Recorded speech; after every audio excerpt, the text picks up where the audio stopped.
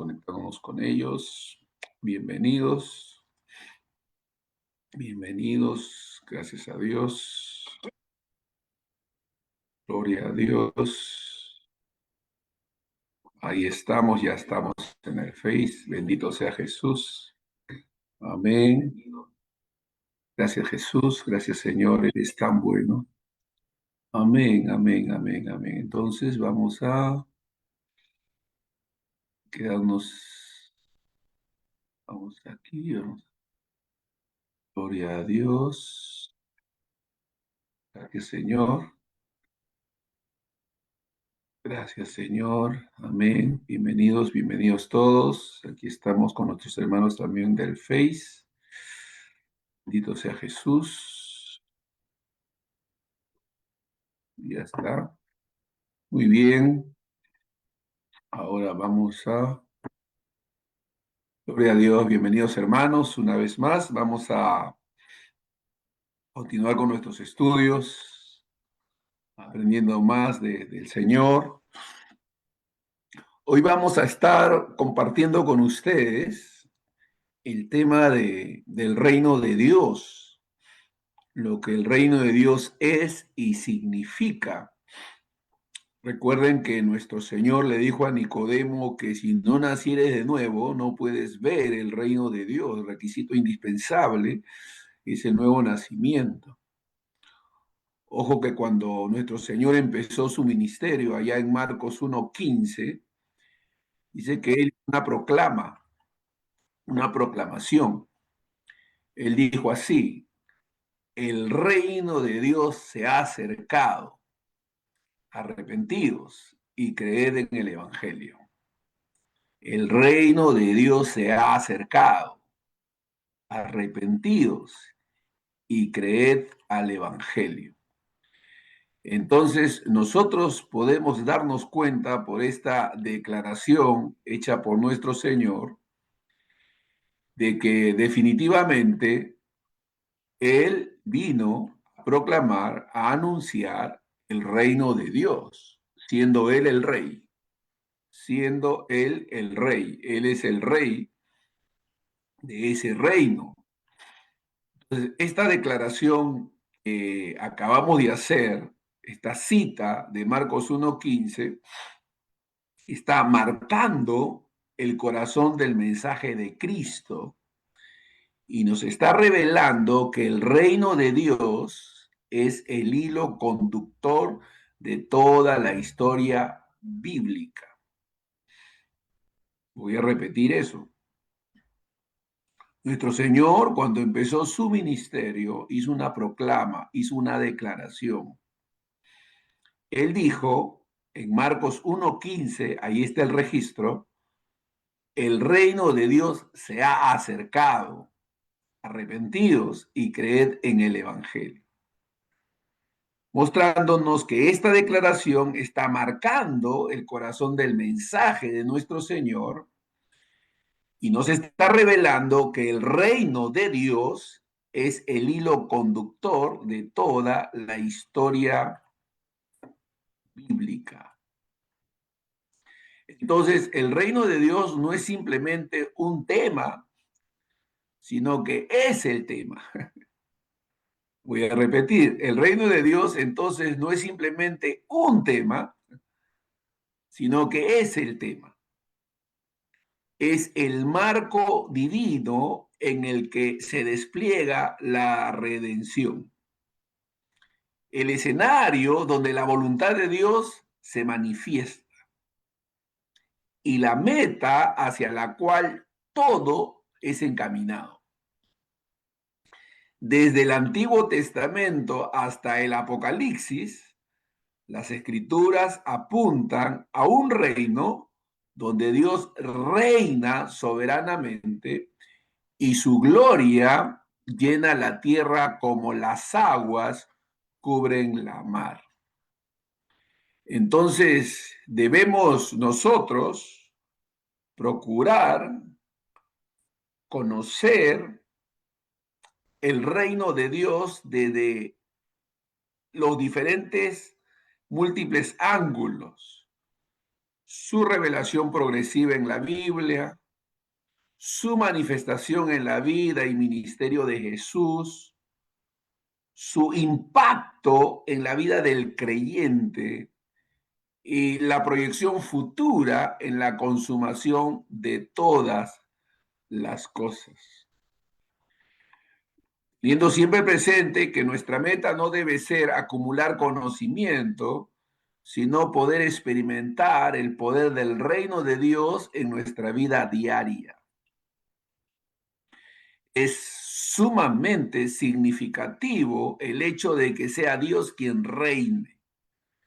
Aquí no se trata de solo comprender una doctrina, sino de experimentar, vivir una vida alineada con la voluntad de Dios. Hay que poner de nuestra parte, hay que esforzarse. Fíjense lo que dice el Salmo 103, versículo 19. El Señor ha establecido su trono en los cielos y su reino domina sobre todos. Ojo con esta declaración. Allá en el antiguo pacto se encuentra registrada esta declaración, Salmo 103, verso 19. El Señor ha establecido su trono en los cielos y su reino domina sobre todos. Esto nos está mostrando que, aunque el concepto del reino ha sido muchas veces reducido a una noción geográfica, como si se tratara de un territorio delimitado donde Dios tiene autoridad, sin embargo, la revelación bíblica nos conduce a una comprensión mucho más profunda y trascendente. El reino de Dios no es un espacio físico, sino una expresión del gobierno absoluto de Dios sobre toda la creación. Su trono está en los cielos. Ahí está, su trono está en los cielos, pero su dominio se extiende sobre lo visible e invisible, sobre lo celestial y lo terrenal, sobre el tiempo y la eternidad. O sea, entender, ¿no? Cuando hablamos del reino de Dios, estamos viendo cuál es el alcance de su dominio. Y hay que entender que su dominio, según la revelación escritural, se extiende sobre lo visible y lo invisible, sobre lo celestial y sobre lo terrenal, sobre el tiempo y sobre la eternidad. Es decir, Él es el rey, el soberano. Ahora, cuando nosotros hablamos del reino, estamos entendiendo que este reino de Dios va a reflejar el carácter del mismo rey. Es un reino justo porque Él es justo. Es un reino de paz porque Él es el Dios de paz. Es un reino eterno porque su trono jamás será removido. Entonces, hablar del reino es hablar de la soberanía, la sabiduría, la misericordia y la santidad de Dios actuando en todos los ámbitos de la existencia. Ojo, el reino de Dios no es una parte de la creación, sino que es la estructura del gobierno bajo el cual la creación encuentra propósito, orden y redención. Miren, hermanos, escuche, hermano, hermana. Desde el principio, desde el primer versículo de la Biblia, se nos presenta a Dios como el creador, lo que implícitamente afirma su gobierno. Génesis 1:1. Esta no es solo una afirmación de origen, sino una declaración de autoridad. El que crea, gobierna.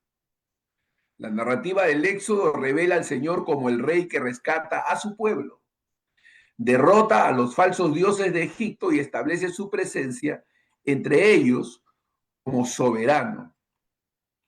Entonces, si entendemos, el reino no comenzó con la venida de Cristo. Fue anunciado, fue prefigurado y anticipado a lo largo del Antiguo Testamento. Cuando Jesús comenzó su ministerio, su mensaje fue inequívoco. El reino de Dios se ha acercado, arrepentíos y creed en el Evangelio, Marcos 1:15. Entonces, Jesús no fundó una nueva religión, él proclamó un reino. Su enseñanza, sus milagros, sus parábolas y su confrontación con los poderes de este mundo eran manifestaciones del reino invadiendo la historia. Cada acto de sanidad, cada perdón otorgado, cada demonio expulsado, era una señal de que el reino estaba presente. A diferencia de los reinos humanos que se imponen desde afuera, el reino de Dios comienza en lo más profundo del alma.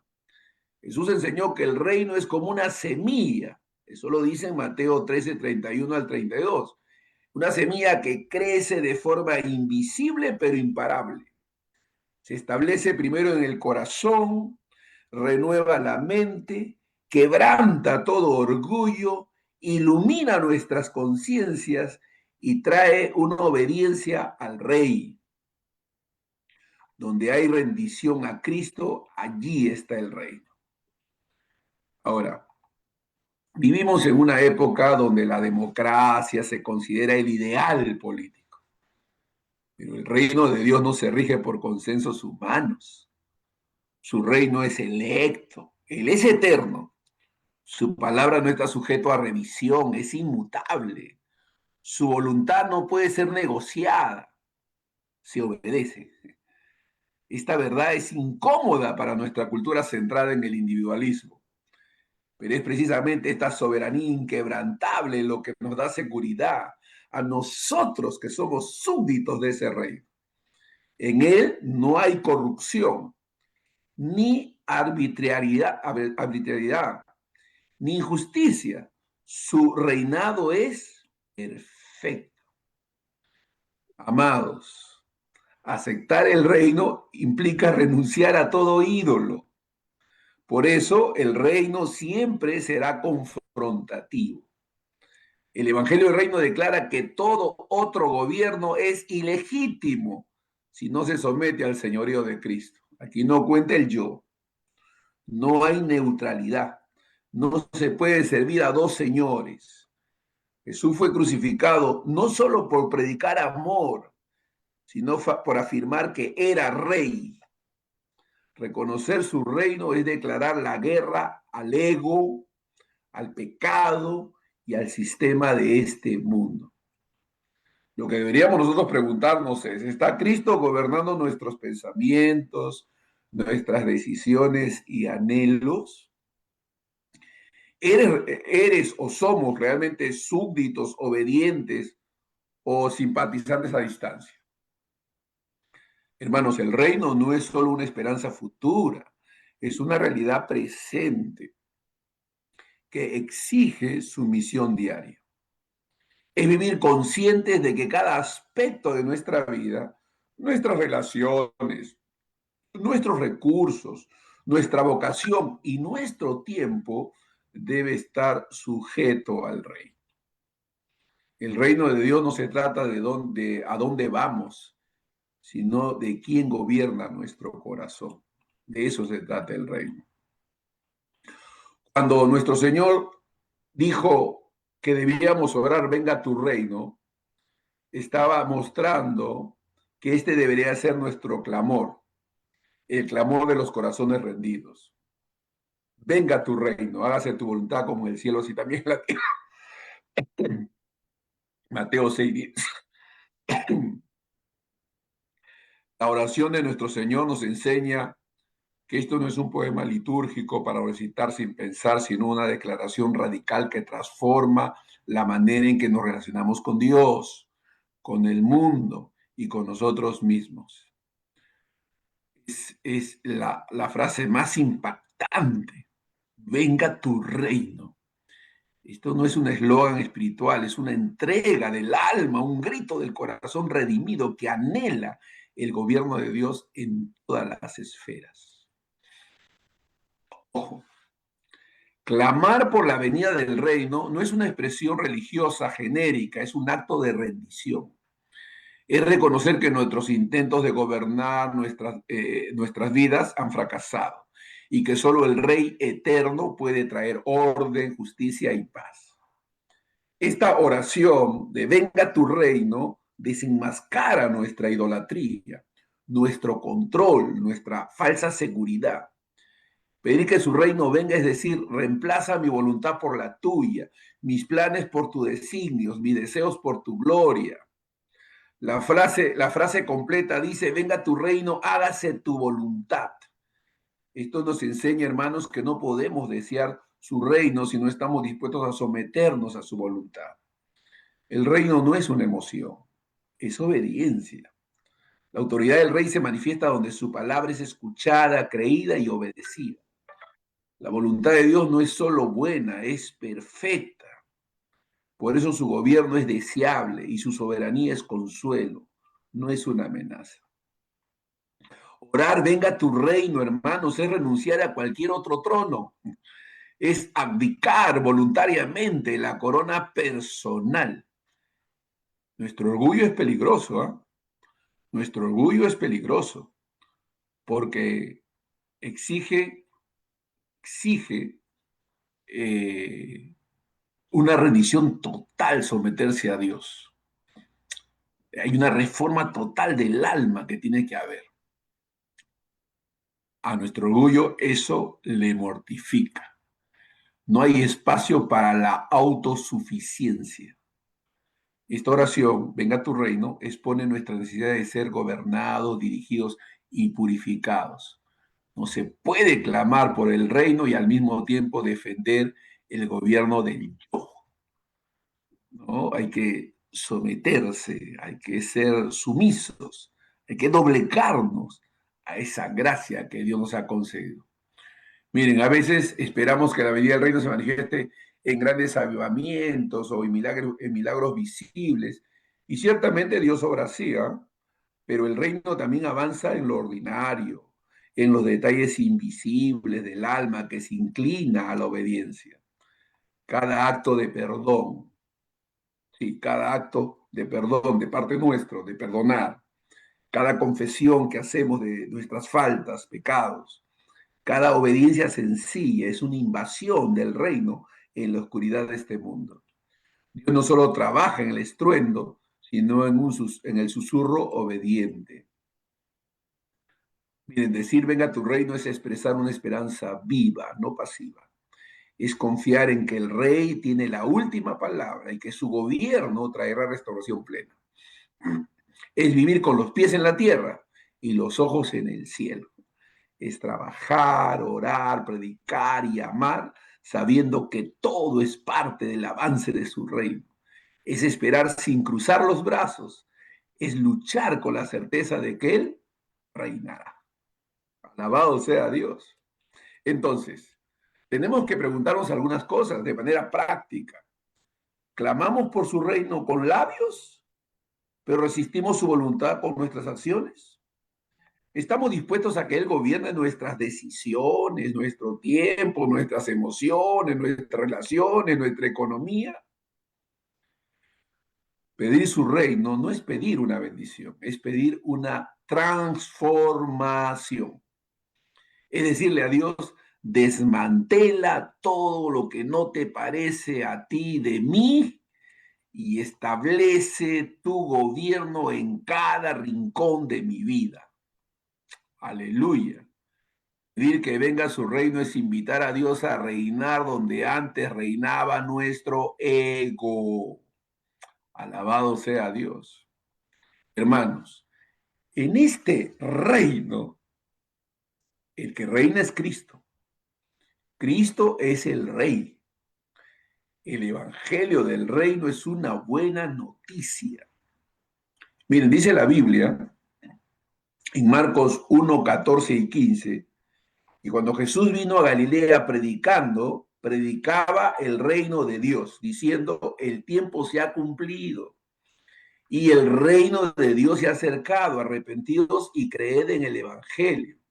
Entonces, la primera proclamación pública de Jesús No fue una enseñanza ética, ni una propuesta moral, aunque todas estas cosas vienen como consecuencia de estar en el reino. Su anuncio fue glorioso y urgente. El reino de Dios se ha acercado. Esto no era una metáfora ni una idea espiritualizada, era el inicio de una nueva realidad en la historia. Jesús como rey encarnado estaba trayendo consigo el gobierno divino, visible en su persona, palpable en sus obras y proclamado con su boca. Miren, el evangelio que Jesús predicaba no se limitaba al perdón de los pecados individuales. Era la buena noticia de que Dios, el soberano eterno, estaba invadiendo, estaba interviniendo para restaurar su creación bajo su reinado. Desde el Antiguo Testamento, los profetas hablaron de un día glorioso en el que Dios establecería su reino a través del Mesías. Miren, Isaías anunció que el gobierno estaría sobre sus hombros. Así dice en Isaías 9:6. Zacarías habló del rey que vendría justo y humilde, montado sobre un asno. Este es Zacarías 9:9. En Jesús, hermanos, se cumple esa esperanza ancestral. Él no solo anuncia el reino, sino que lo encarna. Su nacimiento virginal, su vida sin pecado, su poder sobre la enfermedad y los demonios y su autoridad sobre la naturaleza, la muerte, son señales claras de que el rey había llegado. Jesús no vino a coexistir con los poderes terrenales, no. Su reino es incompatible con los reinos del orgullo, del pecado, de la religiosidad vacía y de la injusticia. Por eso su proclamación fue percibida como una amenaza. El mensaje del reino pone en crisis todo sistema que no se somete al señorío de Cristo. Por eso Herodes temió. Los fariseos se escandalizaron y Pilato lo interrogó con recelo. Afirmar que Jesús es rey es declarar que todo poder humano debe rendirse ante él, todo poder humano. La buena noticia no es solamente que podemos ir al cielo, sino que el cielo ha invadido la tierra. El reino transforma al individuo, pero también restaura la familia, sana la comunidad, ilumina la cultura y renueva la creación. El evangelio del reino es holístico. El evangelio del reino es holístico. ¿Qué significa holístico? Que abarca todas las cosas. No es individual, es comunitario. No solo rescata el alma, sino que redime el propósito. Nos saca del dominio y las tinieblas para trasladarnos al reino del Hijo de su amor. Colosenses 1:13. Jesús, amados, nos llama a vivir bajo su señorío en todas las áreas. Tenemos que perdonar, tenemos que amar, tenemos que tener un espíritu de reconciliación, un espíritu de paz, no ser personas que estemos juzgando, no tomar la posición de jueces. Y esto en lo público y lo privado, en la economía y en la educación, en la justicia y en la compasión. Porque el reino, hermanos, no se limita a los templos, sino que se manifiesta en cada lugar donde Cristo es reconocido como Señor. Jesús, hermanos, unió inseparablemente el reino con la respuesta del corazón. Arrepentidos y creed. No se accede al reino por herencia, ni por mérito, ni por tradición religiosa. Solo entra quien se rinde. El arrepentimiento no es un remordimiento superficial, es un cambio radical de mente y dirección. Es abdicar al trono del yo. La fe no es solo creer que Jesús existe, sino confiar en Él como Rey. obedecer su voz, seguir su camino y depender de su gracia. Cada conversión auténtica es una entronización de Cristo en el corazón. El reino no se impone, se recibe con humildad. Cada vez que alguien dice con sinceridad, Jesús es mi Señor, el reino se ha acercado una vez más. Si unos días estaba compartiendo el tema del reino en una conferencia, en un seminario, en una actividad, y unos hermanos al final se me acercaron para decirme, pastor, una hermana se me acercó y me dijo, pastor, es la primera vez que en una conferencia pública se habla de Cristo como el Señor, el Rey, el Soberano. En conferencias se hablan de muchas cosas, me dijo esta hermana, pero casi no se menciona al Señor como lo que Él es, me dijo. ¡Wow! Me impactó su declaración. Dije, ¿así? ¿Cómo puede ser? Si el mensaje del reino es Cristo, si el mensaje del Evangelio es Cristo, si Cristo es el único mediador, el único nombre dado a los hombres, el único, aleluya, el único que nos ha sustituido, nuestro sustituto. Es increíble cómo en la paradoja suprema del Evangelio el Rey del Universo fue coronado con espinas, su trono fue una cruz y su cetro una caña, pero fue precisamente allí, en la humillación más profunda, donde se manifestó la gloria del reino. En la cruz, Cristo venció al pecado. En la tumba vacía, venció a la muerte en la ascensión. Aleluya, gloria a Dios. Él fue exaltado sobre todo nombre. Él reina hoy desde los cielos y extiende su reino a través de su iglesia. Ojo, cada predicación fiel, cada acto de amor, cada alma regenerada es una declaración de que el rey vive y gobierna. El reino no es una espera pasiva, es una misión activa. Es proclamar al mundo que hay un rey que salva, transforma y vendrá en gloria, hermano. Nuestra relación con Jesús es clave. No solamente pensar en Él en términos de salvación, sino en términos de reinado, de una vida sometida. No buscando alivios momentáneos, sino una rendición total. No proclamar un evangelio centrado en el hombre, sino en el evangelio del reino, que exalta la soberanía de Cristo sobre todas las cosas. Vivir bajo el evangelio del reino es dejar de vivir para nosotros mismos, hermanos. Es poner cada área de nuestra vida, pensamientos, emociones, decisiones, recursos, bajo la autoridad del rey. No hay reino sin rey y no hay rey sin obediencia. Alabado sea Dios. Debemos someternos para la gloria de Dios. El evangelio del reino, recuerda, no es solo un anuncio de salvación, es una proclama de entronización de Cristo en cada rincón de nuestra existencia. El reino de Dios, dijo Jesús, no viene con advertencia, ni dirán helo aquí o helo allí, porque aquí el reino de Dios está entre vosotros, dijo Jesús. Eso está en Lucas 17, 20, 21. El reino de Dios está entre vosotros. Entonces, el reino de Dios no comienza desde afuera, sino desde adentro.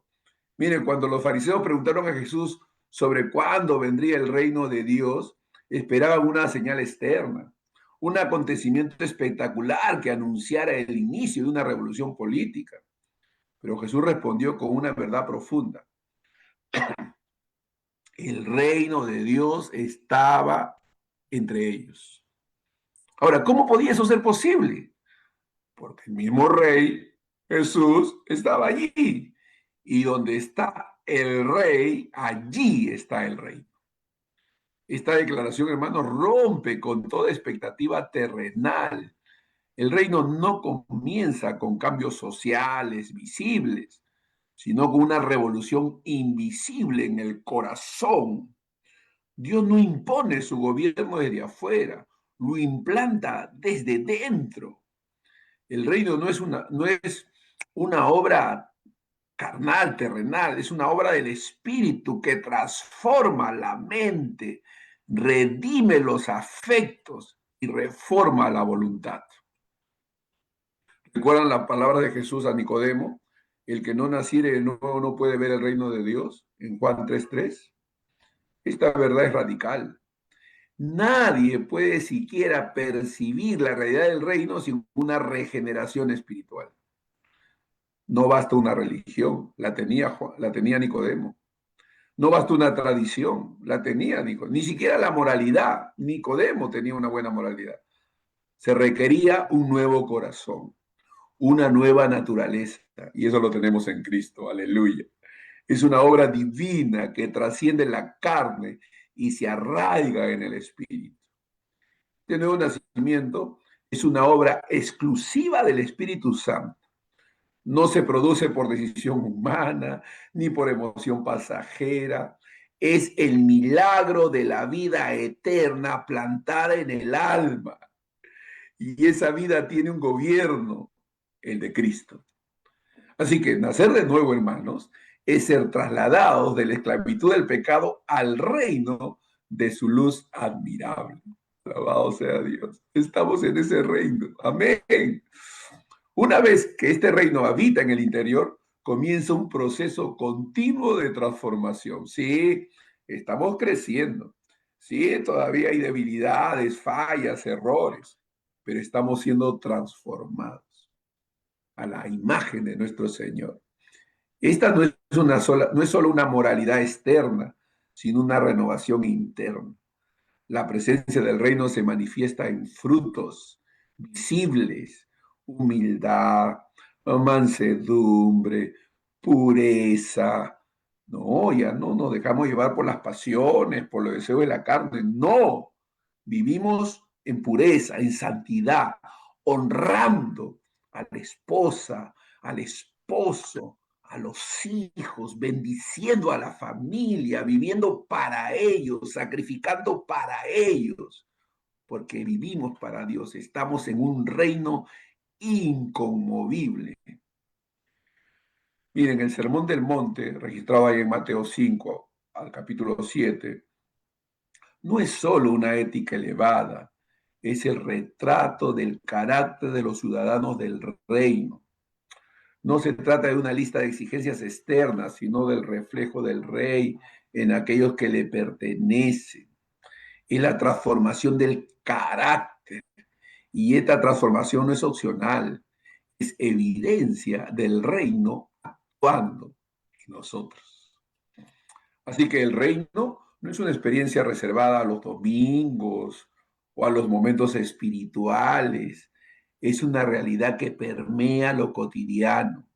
La forma en que hablamos, trabajamos, educamos, perdonamos, servimos y decidimos estar sometidos al gobierno del rey. Miren, cuando un esposo ama sacrificialmente a su esposa, el reino de Dios está presente. Cuando una madre ora por sus hijos y los instruye en el temor del Señor, el reino de Dios está en manifestación. Cuando un joven guarda pureza en medio de una generación impura, el reino de Dios está avanzando. No hay un rincón neutral. Todo espacio es oportunidad para que el reino de Dios se exprese. Donde hay comunión, fraternidad, cariño, amistad, allí el reino de Dios está presente. Donde hay fraternidad, afecto, servicio mutuo, apoyo mutuo, allí el reino de Dios, entre nosotros el pueblo de Dios está presente. Así que el Espíritu Santo es quien trae el reino al corazón. Él no solo convence de pecado, sino que revela al rey. Revela al rey. Capacita para obedecer. nos fortalece en la lucha, nos consuela en la aflicción y forma a Cristo en nosotros. Donde el Espíritu es honrado, el reino se establece. Donde se apaga su voz, el reino es resistido.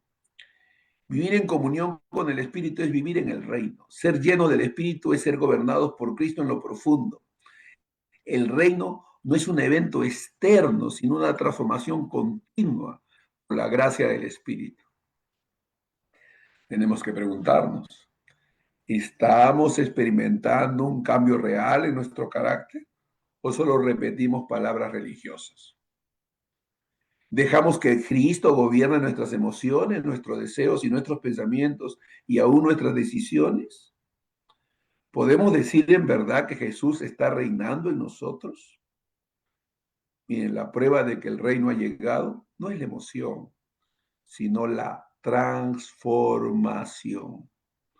No es la apariencia, sino la obediencia. No es el ruido, sino el fruto. Rendirnos al Rey cada día es permitir que su reino avance en nuestro interior. El reino de Dios no es un poder que nos adorna por fuera, sino una presencia que nos transforma desde adentro. Ahora, ¿qué dice Romanos 14:17? Porque el reino de Dios no es comida ni bebida, sino justicia, paz y gozo en el Espíritu. Sino justicia, paz y gozo en el Espíritu. Es decir, miren, los reinos de este mundo funcionan según principios de competencia, poder, interés propio, egoísmos, dominios. En cambio, el reino de Dios se establece sobre una ética radicalmente diferente, una ética de amor sacrificial, de justicia compasiva, de verdad inmutable y humildad operativa. Esta ética no se basa en normas externas ni en códigos culturales fluctuantes, sino en el carácter mismo de Dios, el Rey del reino. Vivir en el reino significa adoptar una manera de vivir que contradice el espíritu de la época.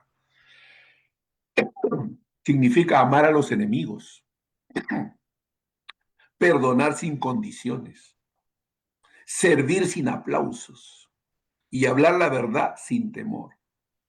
Es una vida que no busca grandeza humana, sino fidelidad al rey.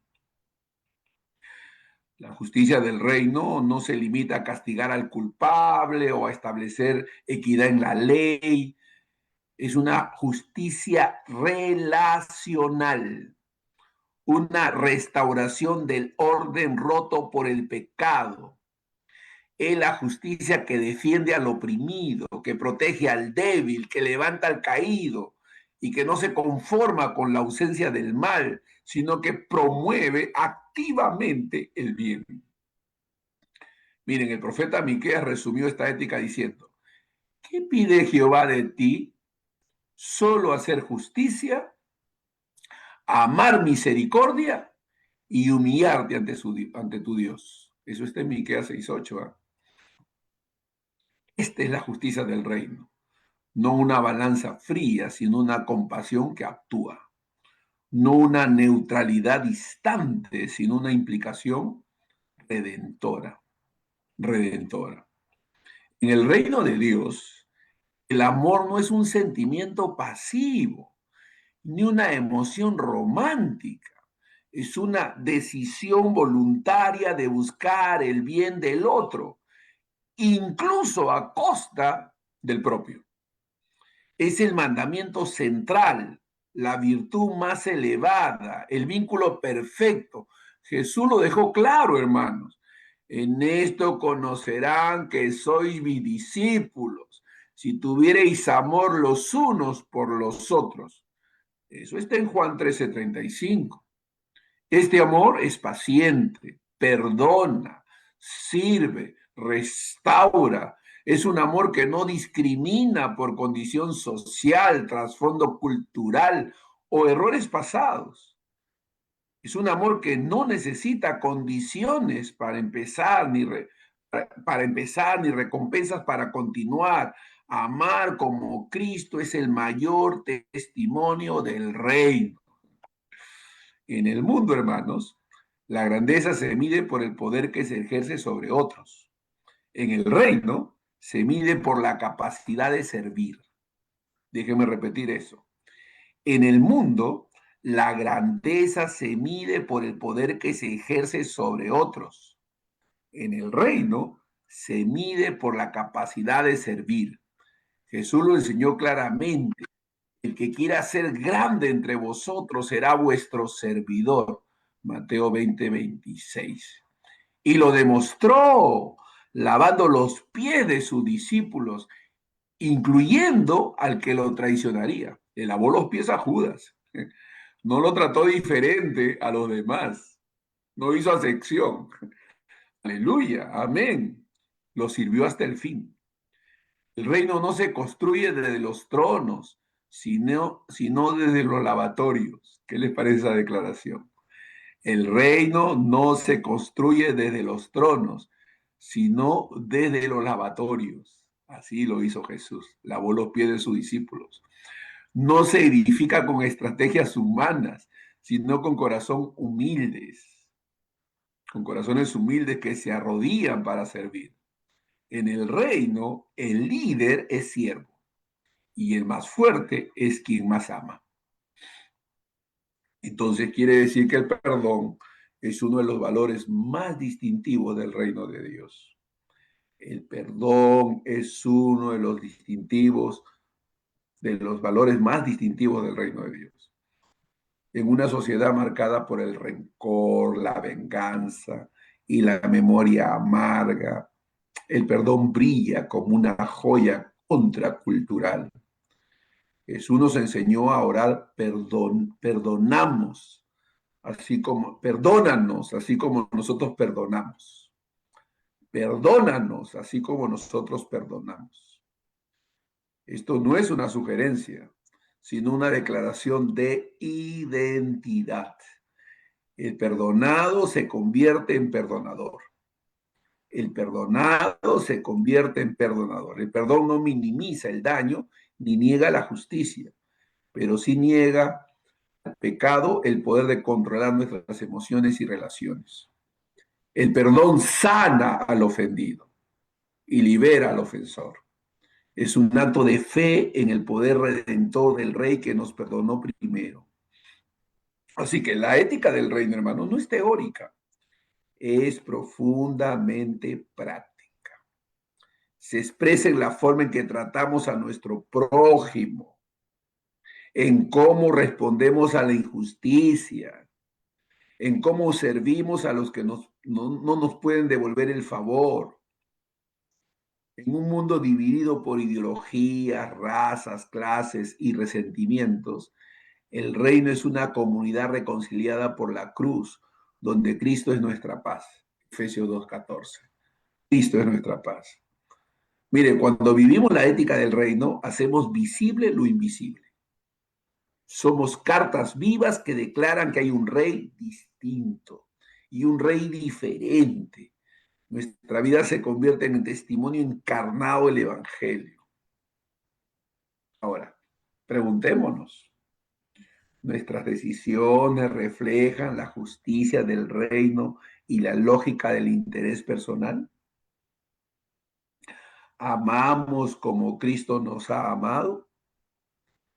¿Servimos sin esperar recompensa? ¿Perdonamos como hemos sido perdonados? ¿Buscamos la reconciliación o alimentamos las divisiones? Vamos, tenemos que preguntarnos, porque la ética del reino es el fruto visible de un corazón gobernado por Cristo. No basta con predicar el reino, hay que vivirlo. La verdadera espiritualidad se mide en cómo tratamos a los demás. La verdadera espiritualidad se mide en cómo tratamos a los demás. especialmente cuando es difícil de hacerlo.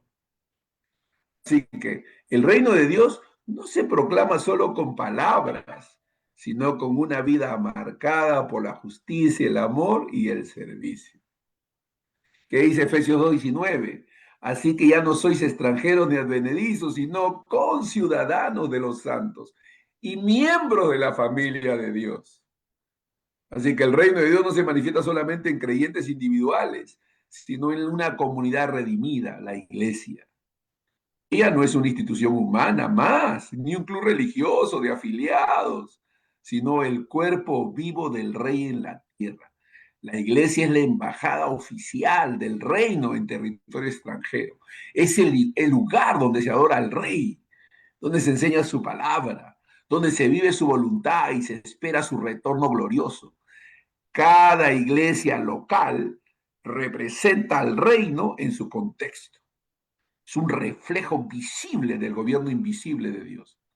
Allí donde la iglesia camina en santidad, verdad, amor y servicio, el reino está avanzando y el mundo puede vislumbrar algo del cielo en medio de la tierra. Ojo, los cristianos no somos meros ciudadanos terrenales con un pasaporte espiritual, somos embajadores del cielo, peregrinos en la tierra, miembros de una ciudadanía eterna. Hemos sido trasladados del reino de las tinieblas al reino de su amado Hijo. En esto se refiere toda nuestra identidad, hermanos. Nuestra lealtad primaria no es a una cultura, una tradición, ni de una nación, sino al Rey de Reyes, al Señor de Señores. Vivimos en el mundo, pero no pertenecemos a este mundo. Y es en la comunión de los santos donde esa identidad se afirma, se fortalece y se celebra. La iglesia del reino no se rige por los patrones del mundo, no promueve el individualismo, la vanagloria, la competencia, ni la superficialidad. En cambio, vive en unidad, en amor fraternal, en servicio mutuo y en sujeción a Cristo. Y dice en 1 Pedro 2:5 que cada creyente es una piedra viva que edifica el templo espiritual del Señor. Así que donde el mundo separa, la iglesia une. Donde el mundo exige derechos, la iglesia sirve con humildad. Donde el mundo promueve el ego, la iglesia exalta al rey. Esta comunidad es una señal profética, una muestra anticipada de lo que será la nueva creación bajo el reinado pleno de Cristo. Voy terminando, ojo. El reino de Dios no produce líderes autoritarios, ni figuras carismáticas egocéntricas. El liderazgo en la iglesia es una extensión del carácter del rey: servicio, compasión, verdad, firmeza, humildad. Nosotros como hombres de Dios, los pastores, ancianos y ministros, somos mayordomos, no somos dueños. Somos siervos que hemos sido llamados a guiar, a alimentar, a cuidar al rebaño del Señor. Así que el modelo de liderazgo no es jerárquico al estilo del mundo, sino pastoral, relacional y conforme a la palabra, donde Cristo es la cabeza, donde todo líder humano es solo un reflejo de la autoridad divina, de su gracia. Cuando el liderazgo se alinea con el reino, la iglesia florece. Hay que tener cuidado porque la iglesia no existe para entretener a los santos ni para preservar una tradición. Existe para glorificar a Dios, para edificar a los creyentes y llevar el evangelio del reino a toda criatura. Nuestra misión es misional: proclamar, discipular, servir y transformar. Evangelizar, hermanos, es anunciar que el rey ha venido, es discipular, es formar súbditos fieles al reino. Servir a los necesitados es encarnar la compasión del rey. Resistir al mal es defender la justicia del reino. Cada iglesia es una base de operaciones del cielo en la tierra. Debemos reflejar eso como comunidad. Esa debe ser nuestra cultura. La solidaridad, el apoyo mutuo, el servicio mutuo, la honra mutua. Ese es el corazón del reino. Debemos vivir relaciones de amor, de humildad, de servicio. Proclamar la palabra con fidelidad y vivir en integridad. Nosotros como iglesia somos el campo donde el reino se cultiva, se manifiesta y se expande. Por cierto, no es perfecta, pero es redimida. No es el reino en plenitud, pero es una avanzada. No es la meta, pero sí es el medio. Y cada creyente tenemos como privilegio de participar activamente en ella. La iglesia no es un refugio del reino, sino una embajada activa que lo representa con poder, verdad y amor. Padre, te damos gracias por esta palabra. Gracias, Señor, oh Dios, por instruirnos, por prepararnos, por enseñarnos. Ayúdanos a ser fieles, a caminar en justicia, a bendecirnos de manera mutua, a Dios ser canales de bendición los unos para con los otros. En el nombre de Jesús. Gracias, Señor, por tu palabra y gracias porque nos has llamado para ser parte de este reino. Te amamos, Jesús. Aleluya. Gloria a Dios. Vamos a despedir a nuestros hermanos ahí en el Face. Que Dios los bendiga. Gracias por acompañarnos. Y nos quedamos aquí en interno con nuestros hermanos. Aleluya, bendiciéndonos mutuamente. Amén. Gloria a Dios. Bendiciones a nuestros hermanos ahí en el Face.